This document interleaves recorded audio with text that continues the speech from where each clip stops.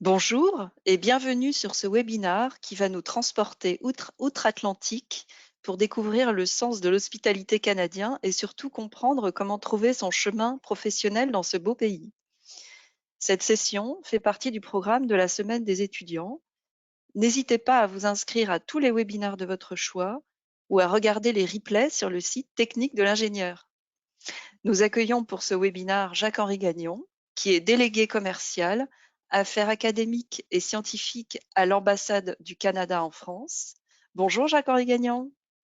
Bonjour. Nous allons procéder à un premier sondage. Alors, s'il vous plaît, pouvez-vous nous dire si vous êtes déjà allé au Canada? Alors, vous allez voir sur votre écran apparaître cette question. Est-ce que vous pouvez, s'il vous plaît, répondre? Nous allons être ensemble pendant 1 heure et que vous pouvez poser toutes vos questions sur les études et les perspectives professionnelles au Canada grâce au chat situé dans la barre en haut à droite. Nous répondrons à vos questions lors de la session questions-réponses pendant les 15 dernières minutes de ce webinaire. On a suffisamment de réponses pour pouvoir dévoiler le résultat. Donc, est-ce que vous êtes déjà allé au Canada? Oui, à 21%. Donc, la plupart d'entre vous n'y sont pas encore allés. Donc, Jacques-Henri Gagnon va vous donner envie d'y aller grâce à sa présentation. Vous pouvez y aller, c'est à vous. Et merci beaucoup. Alors, c'est une présentation qui est très dense parce que il y a deux types d'attentes ici. Il y a ceux qui veulent poursuivre les études au Canada, puis il y a ceux qui ou celles qui voudraient donc travailler ou faire un stage au Canada. Donc, il y a beaucoup de choses à voir. On va vous envoyer, vous aurez la possibilité de télécharger la présentation après, donc sur le site de Technique de l'ingénieur. Et donc, tous les liens que vous allez voir dans la présentation, ben, vous pourrez à ce moment-là cliquer dessus, puis lire plus attentivement l'information qu'il y a sur chacune des slides aussi, parce que ça va aller assez rapidement. Donc, la présentation est divisée donc en 4 parties. La première partie, c'est sur vivre au Canada. Donc, qu'est-ce que c'est que le Canada? La deuxième partie, c'est sur les études au Canada. La troisième partie, c'est sur comment faire pour financer ses études supérieures au Canada, donc sa maîtrise ou son doctorat ou son postdoc. Et puis, la dernière partie, c'est sur les métiers liés à l'ingénierie au Canada. Donc, quelqu'un qui va faire un stage, quelqu'un qui veut se trouver un boulot. Donc, comment est-ce qu'il fait pour faire ça? Donc, on va expliquer ça assez rapidement. Donc, le Canada, ce qu'il faut comprendre, la première chose, c'est que c'est une fédération. C'est un peu comme l'Allemagne, c'est-à-dire que il y a un État fédéral et puis il y a des Länder. Donc, nous, on a donc un État fédéral. Et on a des provinces et 10 provinces et 3 territoires. C'est un pays qui est immense, c'est le deuxième plus grand pays au monde. Donc, il faut prendre conscience que il y a la même distance entre le Québec et la Colombie-Britannique. Ça prend le même temps en avion que de partir de Paris et d'aller à Montréal. Donc, c'est vraiment un pays qui est très, très grand. C'est un pays qui est très diversifié aussi. Là, vous avez quelques photos des paysages canadiens. Donc, la première photo en haut à gauche, c'est le skyline de Toronto. Après ça, la photo qui est tout de suite à côté, donc sur la même ligne, c'est pas Cinque Terre, mais c'est Saint John's au nouveau à Terre-Neuve. Et puis après, vous avez la photo du château Lac-Louise qui est ici.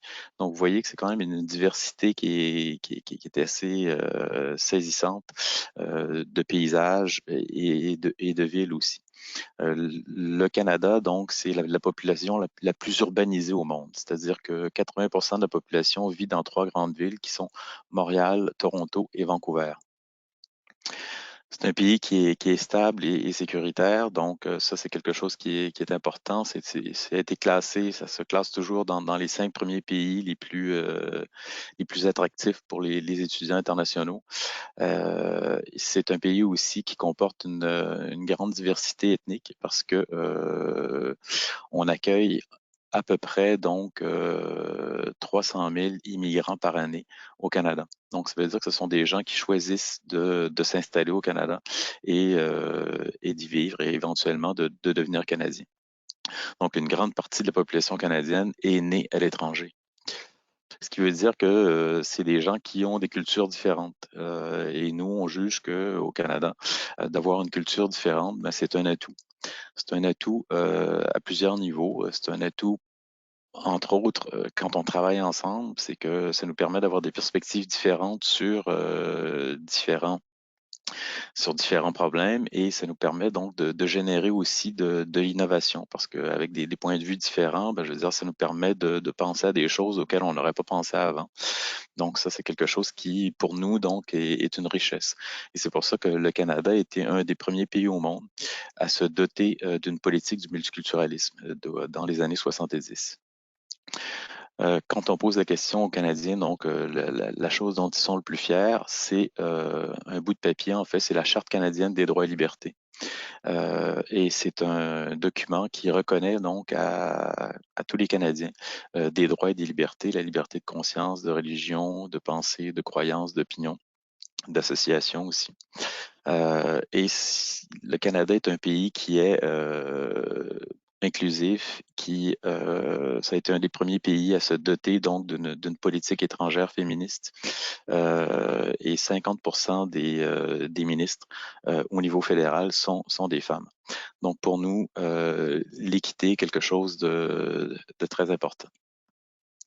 C'est un pays aussi qui est très propice pour l'entrepreneuriat. Donc, si vous voulez vous créer une entreprise au Canada, c'est très simple. Vous allez sur Internet, ça prend une quinzaine de minutes et puis, oups, vous avez votre entreprise qui est créée. Et ce qui est important de savoir aussi, c'est que, surtout pour ceux qui vont vouloir se trouver des stages ou des emplois par la suite, c'est que il y a une diversité régionale des activités sectorielles. Par exemple, à Ottawa, qui est la capitale nationale, ben, je veux dire, il y a beaucoup d'entreprises, il y a des écosystèmes qui sont liés donc à l'intelligence artificielle, à la cybersécurité, au big data, puis à l'analyse des données. Donc, à Edmonton, par exemple, c'est plutôt l'intelligence artificielle, tout ce qui touche aussi à la santé, aux sciences de la vie. Et puis, encore une fois, au big data, puis à l'analyse des données. Et si vous regardez, par exemple, à Vancouver, à Québec et à Montréal, ben, je veux dire, il y a aussi beaucoup de tout ce qui tourne autour du jeu vidéo s'est installé là-bas, dans le corridor Toronto-Waterloo. Donc, tout ce qui touche aussi à la robotique, à la fabrication de pointe. À Montréal aussi, donc la robotique est quelque chose d'important. Donc, cette slide-là permet déjà donc d'avoir un premier découpage de la géographie canadienne en fonction des secteurs d'activité. C'est un pays qui est novateur aussi, donc ça fait longtemps qu'on invente des choses au Canada. Donc, par la force des choses, le fait qu'on ait une géographie qui est un pays qui est immense, ben, je veux dire, tout ce qui est technologie de communication, c'est quelque chose sur lequel on a travaillé beaucoup. Le Canada a été le premier pays au monde à envoyer un satellite de télécommunication non militaire dans l'espace dans les années 50-60. Donc là, vous avez quelques-unes des innovations canadiennes, des inventions canadiennes, comme par exemple le basketball, dont les gens pensent souvent que c'est une invention américaine, mais en fait, c'est une invention canadienne. Alors maintenant que vous en comprenez un peu plus qu'est-ce que c'est que le Canada, bon, on va regarder un peu comment ça se passe la recherche au Canada, puis après ça, comment faire pour obtenir du financement pour poursuivre ses études là-bas. Donc, ce qu'il faut savoir, c'est qu'une grande partie de la recherche se fait dans les universités. Au Canada, il n'y a pas un système de grandes écoles puis d'universités, il n'y a pas de CNRS. C'est vraiment la recherche se fait dans les universités. Et il y a beaucoup de recherche, de recherche et de développement des entreprises qui se fait aussi au sein des universités. Donc, le Canada, c'est un des pays au monde où on investit le plus dans l'enseignement postsecondaire. Donc, ça aussi, c'est quelque chose, on est tout de suite après les États-Unis. Et c'est un système d'éducation publique qui est financé donc en partie par les provinces, en partie par le gouvernement fédéral et aussi par des fonds privés. C'est une population qui est très éduquée, donc ce qui veut dire que pour les investisseurs, ça devient un pays qui est intéressant parce qu'ils savent qu'ils vont trouver donc une main-d'œuvre qualifiée ou fortement qualifiée. Ici, je vous ai mis donc une slide d'un extrait d'un site web qui s'appelle Computer Science Ranking, qui permet de voir donc l'importance, l'influence des départements d'informatique en fonction de différents critères.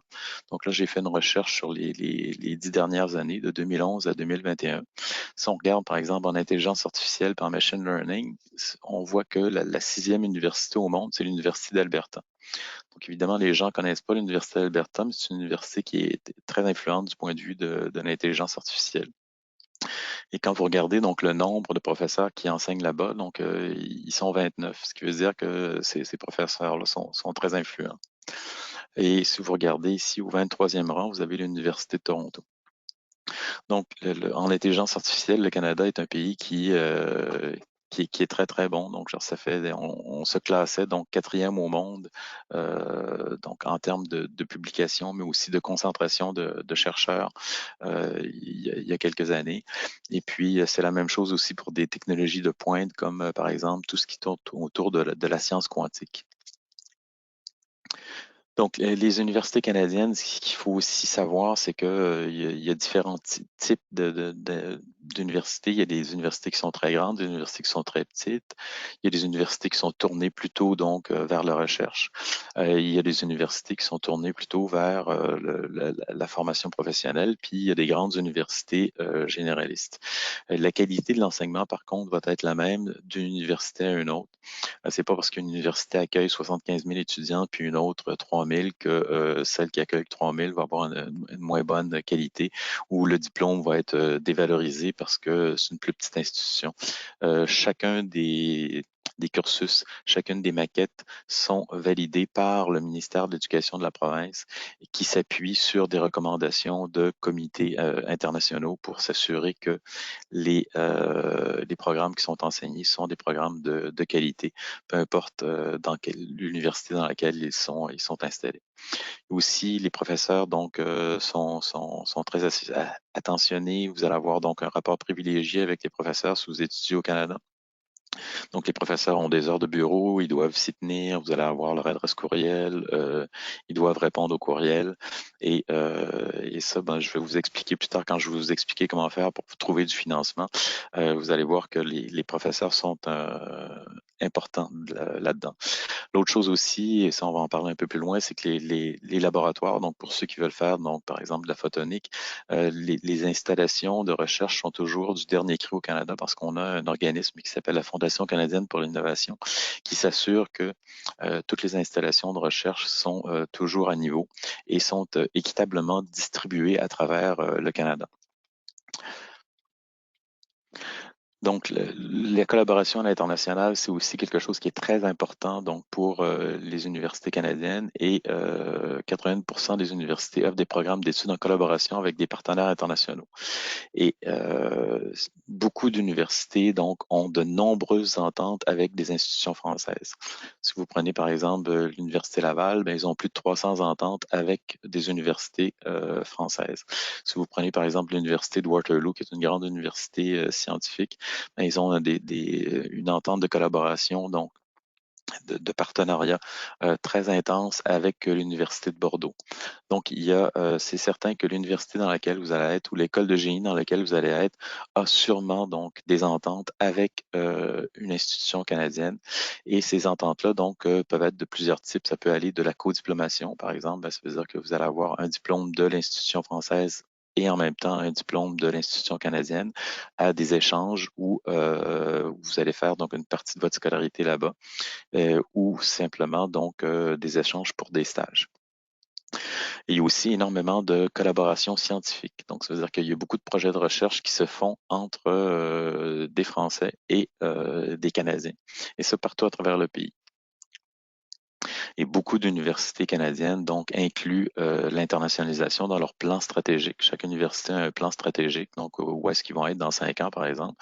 Et très souvent, donc l'internationalisation, quasiment tout le temps, l'internationalisation est là-dedans. Et très souvent, la France est un des pays cibles parce qu'on sait qu'il y a une grande qualité de l'éducation. Et pour tous les domaines scientifiques aussi, donc c'est quelque chose qui est, la France est bien reconnue. Sur cette slide-là, ce qui est important de voir, c'est que le Canada, donc, c'est le dernier paragraphe, c'est que le Canada, donc, représente seulement 0,5% de la population mondiale, mais les chercheurs canadiens sont responsables de plus de 2,8% de la publication de recherche dans le monde. Ça veut dire que vraiment, il y a une production de la recherche scientifique qui est importante et qui est impressionnante de la part de la communauté scientifique canadienne. Il y a des domaines de recherche dans lesquels on est ultra spécialisé, donc qui sont mentionnés ici. La médecine clinique, par exemple, tout ce qui est les thérapies géniques, ces choses-là. Le premier cœur artificiel, par exemple, ça a été inventé par un professeur de l'Université d'Ottawa, à l'école de médecine là-bas, le cœur Jarvik. Tout ce qui est biologie aussi, la biologie moléculaire, la biologie cellulaire, la génomique, ce sont des domaines dans lesquels le Canada excelle. Tout ce qui est technologie de l'information et des communications, je l'ai mentionné un peu. Donc, la science quantique, l'intelligence artificielle, ce sont des domaines dans lesquels le Canada excelle. Le Canada était, par exemple, un des premiers pays au monde à se doter d'une stratégie nationale pour l'intelligence artificielle. On est en train de travailler sur une stratégie nationale sur le quantique aussi. Tout ce qui touche à l'agriculture, aux pêches, aux forêts, donc évidemment parce que c'est un pays de ressources naturelles importantes, donc on a on est bordé par 3 océans. Et puis, on a des forêts qui sont impressionnantes. Et tout ce qui touche aussi aux sciences de la Terre et de l'environnement, donc tout ce qui touche aux technologies vertes aussi. C'est quelque chose qui est très développé au Canada. Et puis évidemment, bon, on est un pays de commerçants, donc tout ce qui touche à l'économie, aux affaires. Donc, on a développé par exemple des programmes de MBA qui sont très novateurs ou des programmes d'innovation qui sont aussi très novateurs. Ici, je vais une slide des parcs de recherche et de technologie. Comme je vous ai expliqué, sur la troisième slide, que le Canada donc se différenciait géographiquement donc en fonction de différents secteurs d'activité. Mais là, ici, vous avez une carte qui est un peu plus précise. Et vous avez donc là-dessus donc les parcs de recherche et de technologie. Ce sont les endroits donc où les laboratoires donc à la fois d'universités mais aussi d'entreprises sont installés et travaillent dans des domaines qui sont connexes ou similaires. Donc quand vous aurez les slides, vous pourrez regarder donc plus attentivement. Je ne sais pas si parce que la slide est un peu floue, mais quand vous l'avez en plein écran, en général, on arrive bien à lire et à voir les endroits où on fait tel et tel type de recherche. Il y a aussi, donc un instant, voilà. Il y a aussi donc des réseaux de recherche, comme par exemple au Canada, donc il y a un réseau canadien de l'eau. On est un pays où on a énormément d'eau douce. Donc, il y a déjà les Grands Lacs qu'on gère avec les États-Unis, nos voisins du Sud, mais il y a aussi énormément de lacs et de rivières au Canada. Donc, c'est quelque chose qu'on a étudié et qu'on continue d'étudier. Donc, on étudie aussi l'effet des changements climatiques sur l'eau. Et donc, c'est un réseau donc, qui est pan-canadien, donc qui va d'un océan à l'autre. Après ça, tout ce qui touche aussi à la recherche médicale. Donc, très souvent au Canada, donc la recherche, une université va avoir aussi son hôpital universitaire. Comme par exemple à Ottawa, ben, je veux dire l'Université d'Ottawa, son hôpital universitaire à Montréal, à Vancouver ou à Québec. Il y a des hôpitaux universitaires donc qui permet à la fois de faire de la recherche, mais aussi de tester des nouvelles thérapies. Tout ce qui touche aussi à la bioénergie, donc j'en ai parlé tantôt, l'utilisation de la biomasse aussi. Là, par exemple, s'il y a des chercheurs en Colombie-Britannique qui ont développé une batterie qui fonctionne avec des algues et qui sont en train de commercialiser. Il y a aussi tout ce qui touche à l'aérospatial. Donc, on a une grande industrie aérospatiale au Canada et qui est installée donc surtout en région montréalaise et en région torontoise. Il y a une petite partie aussi qui est installée donc dans la région de Vancouver. Et donc, les universités, les collèges travaillent beaucoup avec l'industrie pour s'assurer que la recherche qui se fait, c'est de la recherche qui bénéficie à l'industrie. Puis aussi, l'Arctique, c'est quelque chose sur lequel on travaille beaucoup et on a une station internationale, donc pour une station de recherche du Canada dans l'extrême Arctique, c'est une station internationale qui accueille des chercheurs de partout à travers le monde pour faire des recherches sur le Grand Nord, sur l'Arctique et entre autres sur les effets des changements climatiques sur le- le- la planète.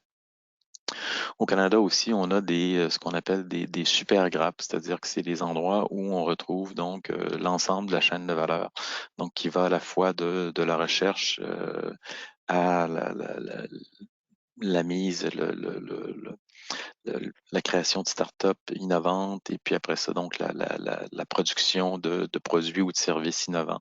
Et on retrouve là-dedans, dans ces super grappes, dans ces super clusters, à la fois des grandes entreprises, des petites entreprises, des universités, des pépinières de start-up. Et donc, on en a 5 au Canada. Donc, il y en a une sur les super grappes, sur les technologies numériques qui est installée donc dans la région de Vancouver. Une autre qui est au centre du pays qui touche les industries liées aux protéines. Après ça, dans le corridor Toronto-Waterloo, c'est tout ce qui touche à la fabrication de pointe. Dans la région de Montréal, c'est tout ce qui touche à l'optimisation donc des chaînes de logistique. Et puis à Terre-Neuve et en Nouvelle-Écosse, on en a une sur tout ce qui touche à l'économie océanique. C'est essentiellement donc l'Université Memorial à Terre-Neuve et l'Université Dalhousie en Nouvelle-Écosse qui s'occupe de ça. Si vous voulez savoir ce qui se passe au niveau de la recherche dans les universités, donc sachez que toutes les universités canadiennes ont des comptes Twitter, donc ils publient tous les jours donc des informations sur la recherche qui se fait dans leurs institutions. Et puis moi, sachez que j'ai aussi donc développé un agrégateur de ces contenus-là que vous pouvez donc consulter et vous pouvez vous souscrire donc à la newsletter. Vous allez recevoir donc à tous les jours à 17 heures une newsletter avec l'ensemble des contenus qui ont été publiés par les universités canadiennes pendant cette journée-là. Et ce contenu-là sera déjà classé, donc ce qui vous permet par exemple de voir ce qui se passe au niveau de la science. Vous cliquez là-dessus et vous allez voir donc le détail de la recherche scientifique qui se fait dans les universités canadiennes. Comment on fait pour trouver un programme? Ben, je veux dire, il y a un site qui s'appelle educanada.ca qui contient donc un moteur de recherche multicritère qui vous permet de faire une recherche pour trouver un programme.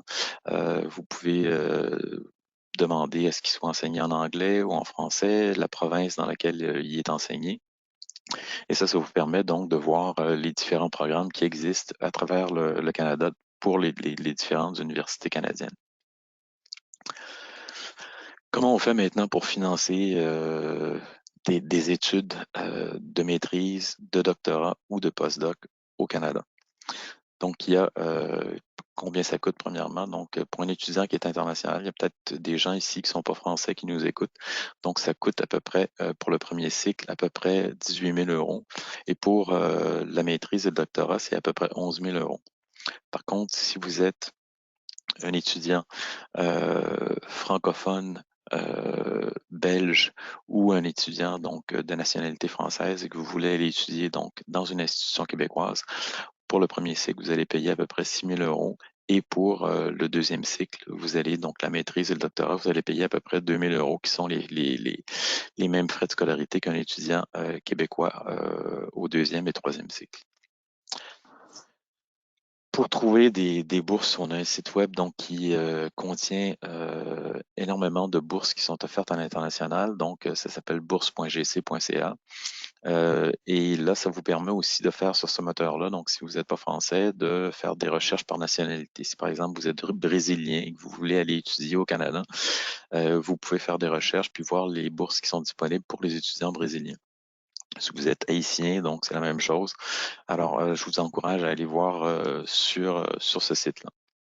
Après ça, il y a des bourses qui sont très prestigieuses, comme la bourse Benting, par exemple, qui est une bourse de 70 000 par année, ce qui est considérable pendant 2 ans. C'est pas vous qui allez déposer votre candidature, c'est l'université canadienne qui va déposer la candidature pour vous. Donc, vous devez, dans un premier temps, donc être accepté dans cette université-là.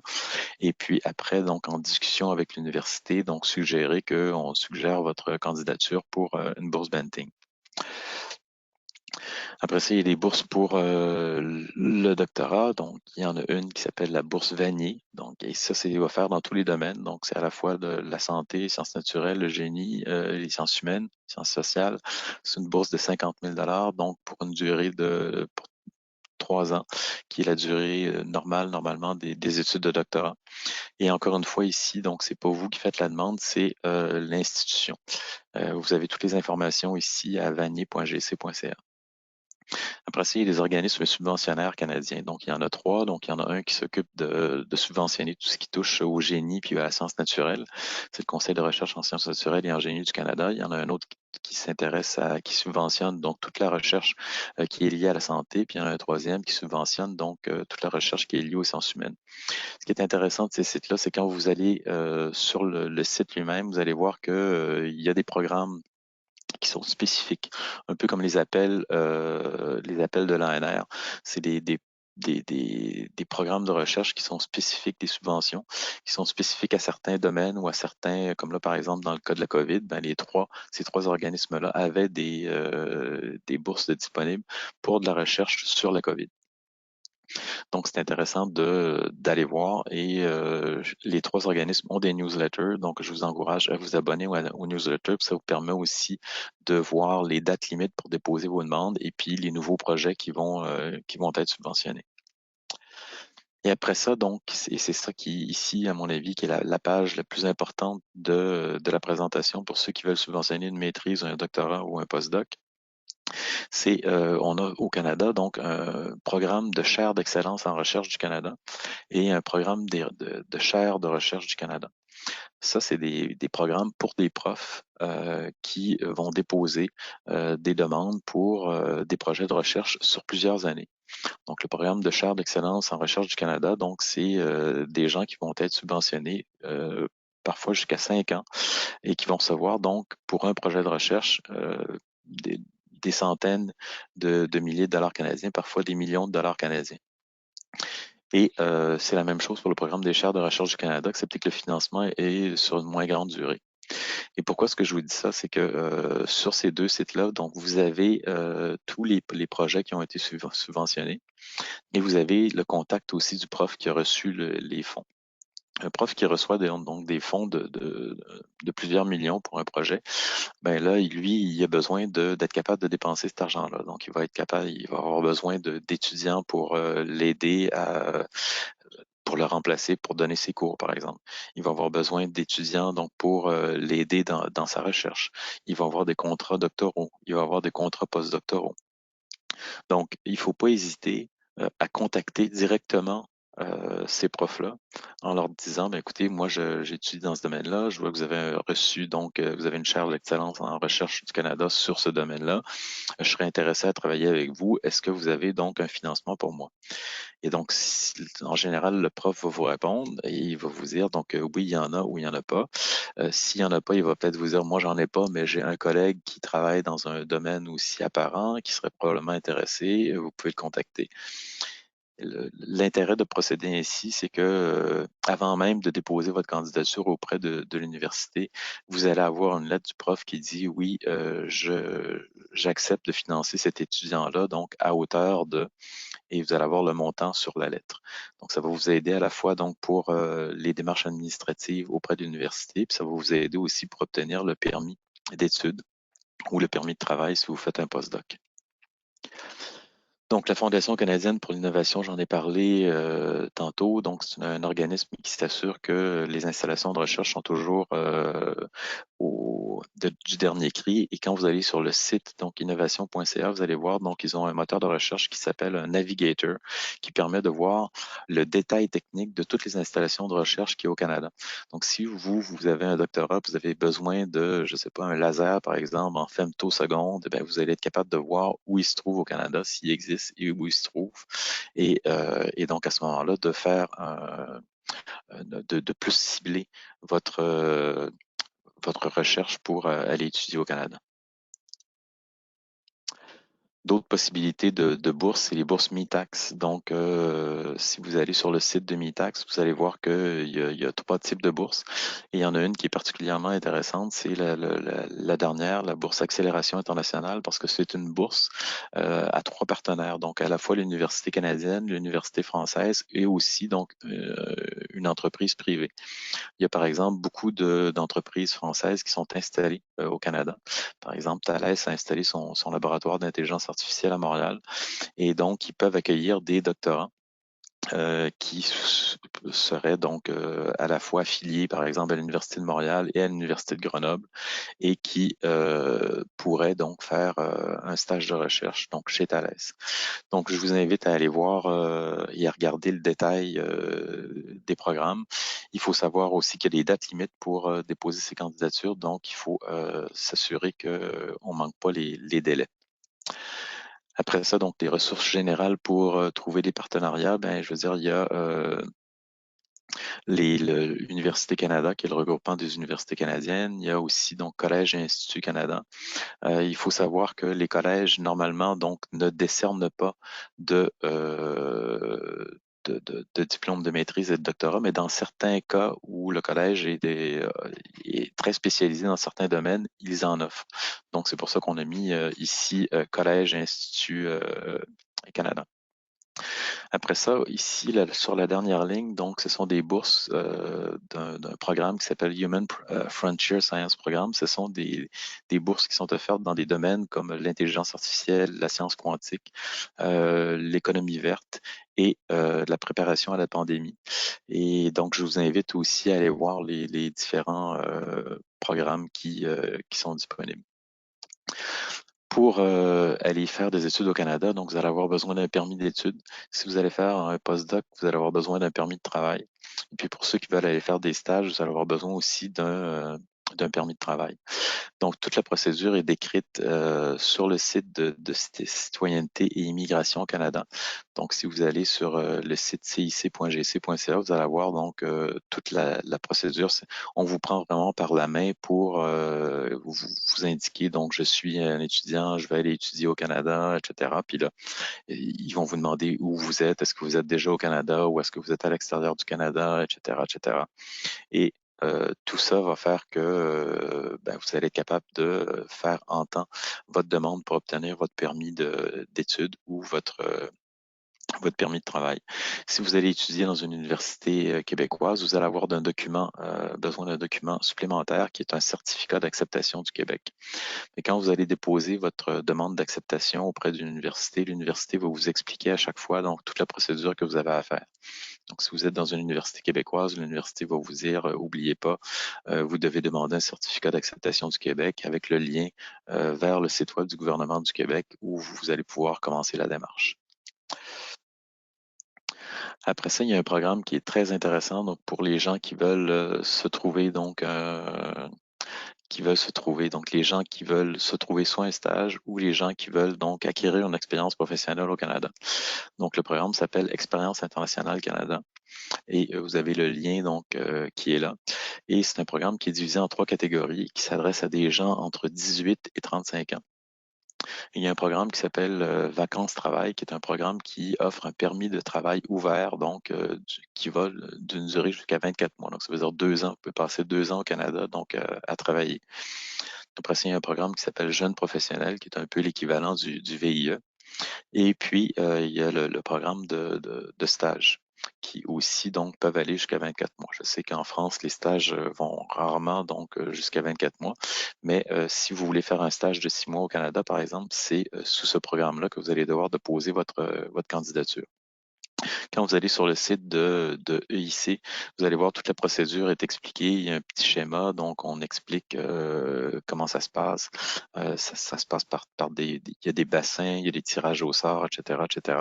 Donc la procédure est très bien expliquée. Et mes collègues de l'immigration, donc quand vous allez sur le site de l'ambassade, si vous regardez dans la colonne de droite, complètement au bas, ils offrent des sessions d'information. C'est écrit session d'information sur l'immigration. Et quand vous cliquez là-dessus, vous allez arriver sur une page et là, vous allez voir toutes les sessions d'information qu'ils offrent. Et ils en offrent toujours donc sur le programme Expérience internationale Canada. Donc, et là, à ce moment-là, vous allez avoir plus de détails par des gens qui sont vraiment autorisés à donner des informations sur ces questions-là. Quand vous voulez donc soit aller travailler au Canada, soit aller faire un stage au Canada, donc au Canada, donc le stage, ça va être rémunéré. Ce ne sera pas ici donc un taux qui est déjà déterminé par vous allez être rémunéré comme un jeune professionnel. Et ce qu'il faut savoir, c'est que il y a énormément de demandes donc pour ces profils-là au Canada, et qu'il y a des profils évidemment donc tous les profils sont demandés, mais il y a des profils qui sont plus demandés que d'autres. Et sur ce site-là ici, Tech Nation Canada, donc c'est un site qui regroupe l'ensemble des industriels des entreprises qui recrutent dans ce domaine-là. Donc, vous allez avoir là-dessus par région un moteur de recherche qui est accessible ici. Et sur ce moteur de recherche-là, vous allez être capable de faire des recherches, par exemple, en cybersécurité. Là, vous allez voir toutes les offres d'emploi qui sont en cybersécurité. Ce qui est intéressant aussi, c'est que vous allez être capable de voir la médiane pour un salaire dans ce domaine-là, donc dans cette région-là au Canada, et vous allez être capable de voir, comme c'est un site qui est actualisé en temps réel, vous allez être capable de voir la progression salariale. Et donc, vous êtes capable de voir est-ce que les salaires sont en train de monter ou s'ils sont en train de descendre. Et pour vous, c'est utile parce que quand vous négociez votre salaire, ben, vous savez si il y a encore plus de tension qu'on le suppose sur ce poste-là parce qu'il y a une progression donc du salaire au cours des deux derniers mois, par exemple. Donc ça, c'est quelque chose qui, à mon avis, est un outil qui est vraiment utile. Et donc, il y a d'autres informations aussi sur ce site-là, Tech Nation Canada, mais c'est vraiment un site qui est accessible en anglais et en français et qui est vraiment utile pour vous. Après ça, il y a toutes sortes de programmes qui sont accessibles aux gens qui sont dans des domaines spécifiques, entre autres tous les domaines liés donc aux technologies numériques, l'intelligence artificielle et des effets visuels. Là, j'en ai mis un programme, chaque province en a. Je les ai pas toutes mis pour pas rallonger ma présentation, mais là, j'ai mis celui pour le Québec, puis après ça, j'ai mis celui pour la Colombie-Britannique. Donc, on passe d'un bout à l'autre du Canada. Et donc, c'est un programme qui vous permet d'accéder beaucoup plus rapidement au marché du travail. Donc, quand vous cliquez sur le lien, vous allez avoir le détail du programme. Et ici, vous avez donc l'équivalent pour la Colombie-Britannique. Mais comme je le disais, donc toutes les provinces ont ce genre de programme-là. Donc ça, ces programmes-là donc vous permettent à ce moment-là d'accéder très rapidement donc au marché du travail et les procédures donc sont simplifiées.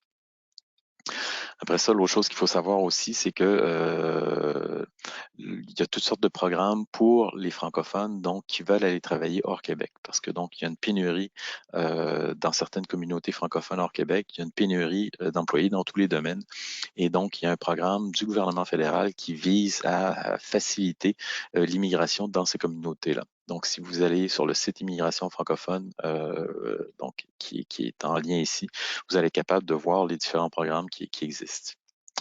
L'autre Jacques-Henri chose Gagnon, aussi qu'il faut savoir, excusez-moi, oui, je vous interromps un tout petit instant à propos de la pénurie de francophones au Canada pour oui, lancer le deuxième sondage que vous allez voir apparaître sur votre écran pour savoir si vous êtes étudiant ou en poste. Vous avez un tout petit instant on interrompt Jacques-Henri Gagnon un tout petit instant pour répondre et pour voir la proportion d'étudiants et d'actifs parmi vous qui êtes à l'écoute ce matin. Voilà, je vous remercie pour votre réponse. Donc, pardon, on a donc une majorité d'étudiants, comme il fallait s'y attendre, 69%, et en poste 31%. Je vous rends la parole, Jacques-Henri Gagnon, vous pouvez continuer. merci. Merci. Excusez-moi. Ben, écoutez, l'autre chose aussi qui est utile pour tous les publics, c'est que au Canada, donc on a une certaine manière de faire un CV. Donc on a travaillé avec nos collègues de Pôle emploi en France pour développer des cliniques pour à la fois comprendre comment est-ce qu'on doit faire un CV au Canada. Un employeur au Canada, il va pas se poser la question de savoir si vous venez de telle ou telle institution, il va se poser la question, qu'est-ce que vous êtes capable de faire? Qu'est-ce que vous avez déjà fait? Au Canada, sur un CV, par exemple, on met pas de photo, puis on n'indique pas si on est marié, puis si on a un permis de conduire ou pas, sauf si on applique pour un job de camionneur. Donc, et ça, donc, dans ces ateliers-là de Pôle emploi, ils vont vous expliquer ça, donc comment ça fonctionne. Après ça, donc, pour les gens qui sont les étudiants, donc, il faut se poser, mais aussi les gens qui veulent faire de la recherche liée à la COVID, il faut savoir que ça change énormément, donc, toute la situation qui est liée à la COVID. Donc, c'est une situation qui est très volatile. Donc, c'est très important de vérifier, surtout si vous avez le projet d'aller au Canada, de vérifier assez fréquemment si les informations que vous avez prises il y a une semaine n'ont pas changé depuis. Et nous, par exemple, à l'ambassade du Canada, donc sur le site ambre-canada.fr, on a une page, donc quand vous arrivez sur la page d'accueil du site de l'ambassade, vous avez sur la colonne du centre deux pavés et le deuxième s'adresse aux Français. Et quand vous cliquez là-dessus, il y a une foire aux questions et cette foire aux questions-là, donc qui répond à toutes les questions que vous pouvez avoir sur la COVID, ben, on la met à jour donc régulièrement. Donc des fois, on l'a mis à jour 11 fois par jour parce que les informations changeaient. Donc, vous pouvez être certain que quand vous allez là, vous allez avoir les informations qui sont à jour. Après ça, toutes les universités ont aussi des pages liées à la COVID. Les universités canadiennes, il faut comprendre qu'il y en a qui ont des installations différentes et ils sont responsables de la santé et de la sécurité des étudiants, de tous les étudiants étrangers et les étudiants canadiens. Donc, ils ont soumis des protocoles COVID aux autorités de santé de la province pour s'assurer que ben, la santé des étudiants n'était pas en danger. Et comme il y a des universités qui sont plus vieilles, d'autres qui sont plus récentes, d'autres qui ont des installations où, je veux dire, on va avoir plus d'auditorium, d'autres où la ventilation est meilleure. Donc, chacun des protocoles est adapté à la situation de l'université et au contexte aussi sanitaire de la province. Donc, et de la région où est installée l'université. Donc, c'est pour ça que c'est important d'aller visiter les pages des universités pour voir donc c'est quoi le protocole en question. Et sur le site Édu-Canada, donc le site dont je parlais tantôt, où il y a un moteur de recherche pour être capable d'identifier les différents programmes d'études, eh bien, vous avez aussi dans le haut un bandeau donc sur les informations liées à la COVID et qui sont toujours mises à jour. Après ça, il y a deux sites qui recensent les projets de recherche qui sont liés à la COVID.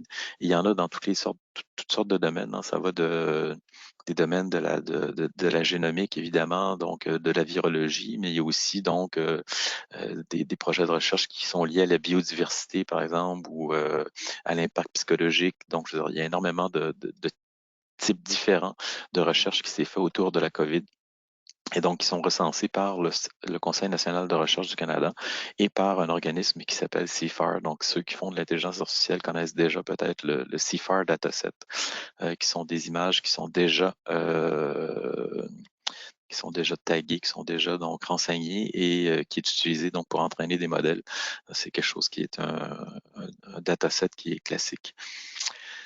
Donc, les ressources en ligne, donc, comme je le disais, ben, vous avez le Édu-Canada, donc, que j'ai montré. Vous avez donc le Centre d'information canadien sur les diplômes internationaux qui permet de voir donc la validité de votre diplôme. Après ça, pour obtenir le permis de travail ou le permis d'études, ben, il y a le site de Citoyenneté et Immigration Canada. Et puis après ça, donc le site TechNation qui vous permet de voir à la fois les offres d'emploi, mais aussi de voir la progression des différents salaires donc dans différents domaines. Donc, si vous voulez me joindre, donc nous, on va être au salon Studirama donc le 22 janvier à Nice. Donc, vous pouvez venir nous voir là.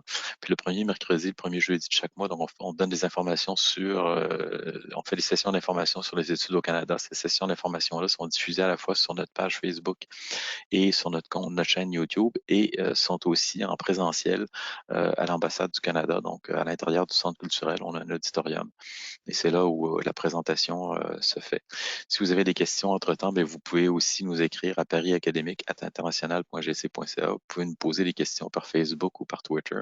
Et puis voici mon compte Twitter personnel. Donc, si vous avez des questions, donc mes messages privés sont ouverts. Donc, vous pouvez me contacter, n'hésitez pas à le faire. Il y a plusieurs étudiants, donc j'ai aidé à obtenir du financement donc pour des doctorats et le présentement, donc depuis le mois de novembre, il y en a 5 qui m'ont contacté pour me dire que la technique que j'avais donnée dans la présentation avait fonctionné et qu'ils avaient trouvé effectivement du financement pour partir au Canada faire leur doctorat. Donc, ça fonctionne. Voilà. Si vous avez des questions maintenant, ça me fera plaisir d'y répondre. Oui, merci beaucoup, Jacques-Henri Gagnon. Oui, nous avons quelques questions qui ont été posées pendant ce temps-là. Quelqu'un a posé une question sur le domaine des matériaux. Alors peut-être qu'on peut répondre par cursus, par rapport au cursus d'études ou par rapport à parce que on nous pose des questions, on nous demande par rapport au domaine des matériaux, donc s'il y a des spécialisations et s'il y a de la recherche par rapport aux Oui. matériaux innovants, j'imagine. Oui, donc à l'Université de Waterloo, à l'Université de Sherbrooke aussi, à l'Université de Sherbrooke, ils ont un centre sur les matériaux quantiques.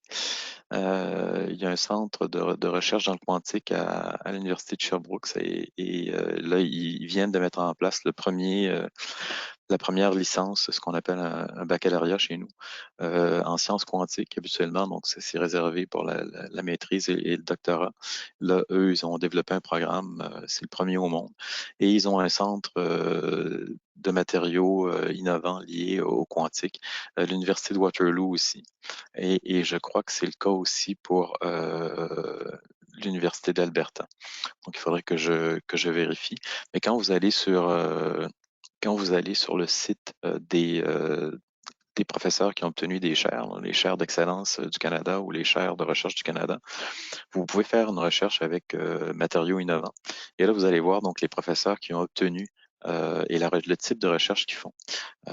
Donc, parce que des chaires de recherche au Canada, donc il y en a des centaines.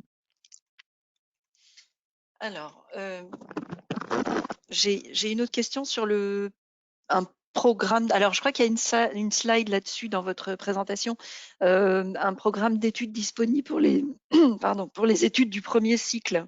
Excusez-moi. Il me semble qu'on peut peut-être revenir sur une slide qui était consacrée à cette question-là. Enfin, je crois. Du premier cycle, parce que la session d'information s'adresse plutôt aux gens qui sont rendus à la maîtrise, au doctorat. Donc, les premiers cycles, c'est là où j'en ai parlé ici. C'est au niveau des frais de scolarité. Et quelle est la question au niveau du... Euh, bah, oui, pardon, c'est pas plus précis que ça. Non, bon, on va passer à la question suivante. Euh, pour les- Alors, bon, il y a la question des bourses a déjà été, vue, c'est l'objet d'une slide. Et je vous rappelle, à vous qui êtes à l'écoute, que dans les jours qui viennent, la présentation de Jacques-Henri Gagnon sera téléchargeable sur la page du site technique de l'ingénieur sur laquelle vous êtes inscrite à ce webinaire. Voilà. Donc ensuite, Ce qu'il faut rappeler aussi, c'est que les bourses au Canada sont toujours des bourses au mérite. voilà. Donc, c'est pas des bourses qui sont liées aux conditions pécuniaires du foyer familial. Mm. Mm. Voilà. Alors ensuite, par exemple, est-ce qu'à votre avis, c'est possible de s'inscrire pour cette rentrée universitaire 2022 ou est-ce que c'est un peu précipité étant donné les démarches administratives? Donc, chaque université, les universités canadiennes sont autonomes. Donc, en général, la date limite pour déposer son dossier, c'est à la fin février, mi-mars. Donc, il faut vraiment vérifier sur le site de chacune des universités parce qu'il y a des programmes aussi qui sont plus contingentés que d'autres, qui vont fermer plus tôt, et d'autres programmes qui vont rester ouverts un peu plus longtemps. Donc, c'est important d'aller sur le site de l'université. Ce qui est important aussi de savoir, c'est que les écoles de génie sont liées toujours à l'université. Donc, il y a pas d'école autonome, entre guillemets. Donc, même une école comme Polytechnique Montréal, par exemple, c'est l'école de génie de l'Université de Montréal. Donc, ils ont plus ou moins l'autonomie par rapport à leur université d'attache. Mais tout ce qui est le service du registrariat et tout ça, donc là, vous allez déposer votre demande, ça relève en général de l'université. Donc, vous allez déposer votre demande sur le site de l'université. C'est sur le site de l'université que vous allez trouver aussi les dates limitées, tout ça et toute la procédure pour déposer votre demande. Et normalement, là, il n'est pas trop tard pour déposer sa demande. Voilà. Donc merci. Ensuite, alors est-ce que et par exemple, quelqu'un qui est, étudiant en master spécialisé management QSE, option RSE, est-ce que vous pourriez aiguiller cette personne donc vers une université qui aurait cette spécialité-là? Ce Parce qu'il que faudrait donc faire, on c'est peut qu'il le faudrait rappeler on peut donc vous rappeler que au Canada, il y a des spécialisations par université, n'est-ce pas?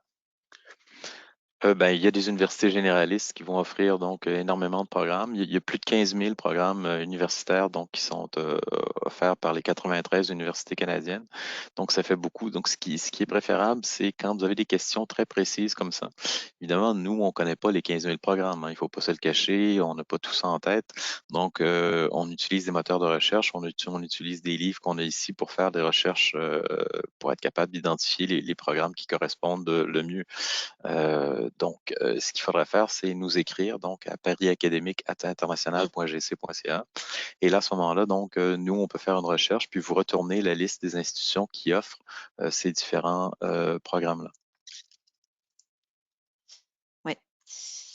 Merci. On a une question, quelles sont les conditions pour obtenir une bourse de post-doctorat?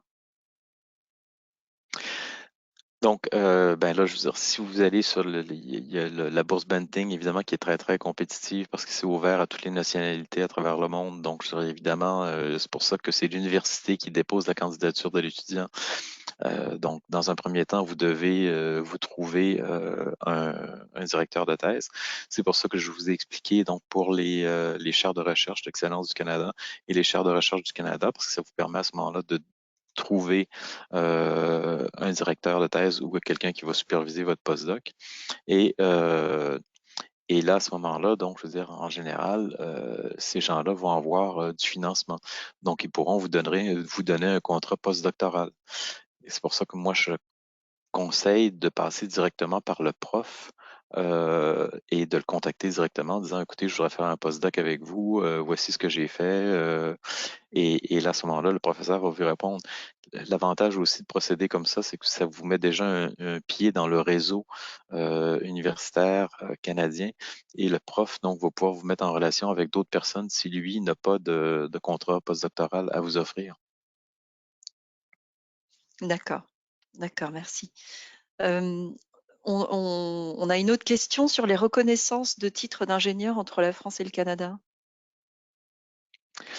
Oui, ça c'est, je crois qu'il va y avoir quelqu'un donc dans un autre séminaire qui va évoquer ces questions-là. Pour toutes ces questions-là, vous devez aller sur le site dans la dernière slide ici. Je vous avais donné donc des ressources. Je vous avais donné des ressources utiles. Oups, pardon. Je vais retourner à la fin. Donc sur la dernière slide, il y a un site il y a un site qui permet donc de vérifier les équivalences de diplômes. Et, euh, Ouais, et il y a un site aussi, le site des ingénieurs, de l'Association des ingénieurs canadiens, qui répond donc à ces différentes questions-là. Donc, je vous invite à aller voir. Il faut savoir qu'au Canada, donc les ingénieurs sont spécialisés. Donc, c'est ça ici, le site d'information canadien sur les diplômes internationaux. Euh, et donc, je vous invite à la fois à aller voir là, mais sur ce site-là, ils vont vous rediriger vers le site de l'Association des ingénieurs canadiens. Il faut savoir que les ingénieurs au Canada, donc, ils se spécialisent très tôt. C'est-à-dire que vous allez déjà, quand vous allez déposer votre candidature au premier cycle, vous allez déjà déposer votre candidature en génie industriel, en génie civil, en génie chimique, etc. Vous ne ferez pas un parcours de génie, puis après, vous allez vous spécialiser dans les dernières années. Vous allez tout de suite commencer dans un cursus qui est spécialisé, même s'il va y avoir évidemment donc des cours communs. Et donc ça a une incidence aussi sur le titre d'ingénieur. Donc, je vous invite à aller voir ça. Sachez aussi qu'il y a certaines institutions qui ont des ententes de co-diplomation avec des institutions françaises. Par exemple, l'École polytechnique a un programme avec l'IX. Donc, ce qui veut dire que quand vous terminez votre diplôme, ben, vous avez à la fois un diplôme de l'IX et un diplôme de Polytechnique Montréal. Donc, ça, c'est quelque chose qu'il faut regarder aussi. Je rebondis sur cette question-là. Donc, vous avez répondu pour ceux qui sont de nationalité française, mais pour les autres nationalités, par exemple du Cameroun, est-ce que les conditions est-ce que les conditions d'accès aux bourses quelles sont les démarches particulières? Donc, comme je vous le disais, donc c'est simplement sur l'excellence du dossier. Donc, quelqu'un qui veut faire une maîtrise ou un doctorat au Canada, donc il contacte directement le prof. Si c'est un peu agnostique du point de vue de la nationalité de la personne, c'est est-ce que la personne est suffisamment bonne pour être capable de m'aider dans ma recherche, moi qui pilote ce projet de recherche-là. Il y a des étudiants de toutes nationalités qui collaborent donc à des projets de recherche. Il suffit simplement d'avoir les bonnes notes, puis la bonne motivation et donc c'est pour ça que moi je recommande toujours de contacter directement les profs plutôt que de passer simplement par quelqu'un qui veut faire un doctorat, d'envoyer simplement une lettre d'admission, faire une demande d'admission à une université. C'est préférable de contacter directement le prof en discutant, en échangeant avec lui ou elle et en exposant votre projet. Puis là, à ce moment-là, ben, vous allez voir si vous êtes capable de travailler avec cette personne-là. Et si c'est le cas, ben, la personne aura une subvention de recherche ou un contrat doctoral ou postdoctoral, donc pour vous. Et ça va faciliter tout le reste des démarches. À la fois, si vous êtes un étudiant qui vient d'Afrique, par exemple, ben, vous allez peut-être, avec cette lettre-là du professeur qui dit qu'il vous donne déjà un financement, ben, vous allez peut-être aussi être capable de retourner vers votre gouvernement et de dire, ben, écoutez, il y a l'Université de Montréal qui me donne 20 000 donc est-ce que vous financez mes études? Puis là, ben, peut-être qu'ils vont dire oui. Et là, à ce moment-là, vous partez en position de force. Et c'est pas quelque chose qui est inusité, ça arrive.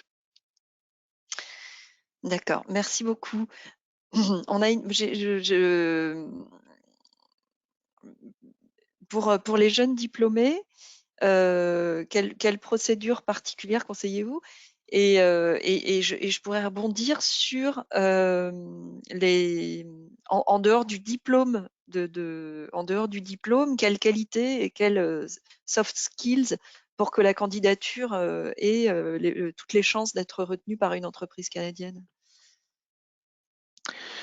Au Canada, ce qui est important, c'est de montrer qu'on est capable de travailler en équipe. C'est vraiment parce que tous les projets se font en équipe.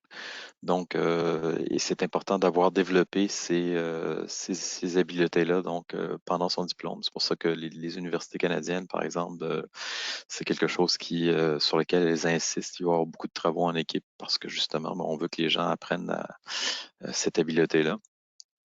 Euh, et puis aussi, ben, je veux dire, ce qui est important, c'est vraiment votre motivation. Euh, les gens, donc, je veux dire, sont moins impressionnés par les diplômes que par ce que vous pouvez faire, par votre entre-gens, parce que ça va être agréable de travailler avec vous, ou si ça va être laborieux. Donc, c'est plutôt des soft skills de ce type-là euh, que, euh, que le diplôme qu'on va regarder. Donc ça, c'est pour la question, donc pour l'entrevue et puis pour les jeunes qui terminent, comme les métiers liés au génie, donc sont des métiers qui sont fort demandés au Canada. comme partout à travers le monde, je crois, mais particulièrement au Canada. C'est intéressant pour un jeune de faire un PVT parce que entre 18 et 35 ans, donc ça laisse quand même beaucoup de marge. Ça vous permet pendant 2 ans de temps de travailler à différents endroits au Canada. Et ça vous permet de découvrir le pays, ça vous permet aussi d'acquérir de l'expérience dans votre domaine. Et éventuellement, si vous voulez revenir ici, ben, vous pouvez le faire, mais vous pouvez aussi décider de rester au Canada et de pratiquer le génie là-bas. Donc, c'est quelque chose qui, à mon avis, est une opportunité très intéressante pour les jeunes Français et les jeunes Françaises. Et passer, oui merci, et passer 35 ans, au-delà de 35 ans, est-ce qu'il y a, est-ce qu'il Oui, faut forcément être dans un programme de recherche spécifique? mais Enfin, quelles sont les autres, oui, quelles sont passer les autres 35 ans, possibilités? Quelles sont les autres possibilités du coup? passé 35 ans, ben, vous avez tous les programmes que j'ai mis à la fin. Là. J'en ai mis juste deux, donc celui du Québec et celui de la Colombie-Britannique. Mais comme j'expliquais, donc toutes les provinces ont un programme comme celui-là. Donc, si vous êtes dans tout ce qui touche au numérique, à la technologie, il y a des passerelles qui permettent d'accéder très rapidement au marché de l'emploi. Donc, c'est peu importe l'âge que vous avez, évidemment, si vous avez atteint l'âge de la retraite, ici, ça va être difficile de le faire au Canada, mais si vous avez au-delà de 35 ans, je veux dire, je pense qu'il y a pas de souci. Très bien, bah, merci beaucoup. S'il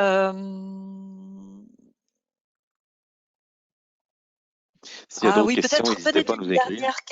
peut-être une dernière question sur les exigences linguistiques. Est-ce qu'il faut forcément être bilingue, anglophone, enfin, quel niveau d'anglais pour travailler dans le domaine dans le génie, ou dans les autres domaines scientifiques? Ben, écoutez, je dirais que le niveau que vous allez avoir acquis ici, donc pour travailler dans le domaine du génie, là, pour avoir suivi quand même au fil des ans, plusieurs jeunes ingénieurs qui ont été travailler au Canada, euh, même si ils n'avaient pas une connaissance parfaite de la langue de Shakespeare, ils ont été capables tout à fait de faire leur nid là-bas et de travailler, donc même pour les entreprises anglo-saxonnes. Donc, je pense que c'est relativement facile, surtout dans un métier comme celui-là. Très bien. Oui, pardon, vous alliez Et ajouter donc, je quelque voulais dire, chose. par contre, pour l'université, quelqu'un qui va aller étudier dans une université anglophone, là, on va probablement lui demander donc de faire un test d'anglais. Et chaque université peut choisir donc le test qu'il veut, donc soit le TOEFL, le Cambridge ou un autre. Donc, il faut aussi demander à l'université, mais l'université va vous renseigner là-dessus quand vous allez commencer la démarche pour être admis au sein de l'institution. Mmh. Très bien, très bien, très bien. Heu, hop. Eh bien, merci à tous de nous avoir suivis. Je vous remercie à tous pour le temps que vous nous avez accordé. Il va falloir se quitter. N'hésitez pas à franchir le pas parce que le Canada vous attend. Je vous remercie pour ce moment très intéressant passé ensemble. Vous voyez à votre écran le programme de la semaine des webinars. J'espère que nous avons répondu à toutes vos questions, et merci à tous et prenez soin de vous. Merci. Au revoir.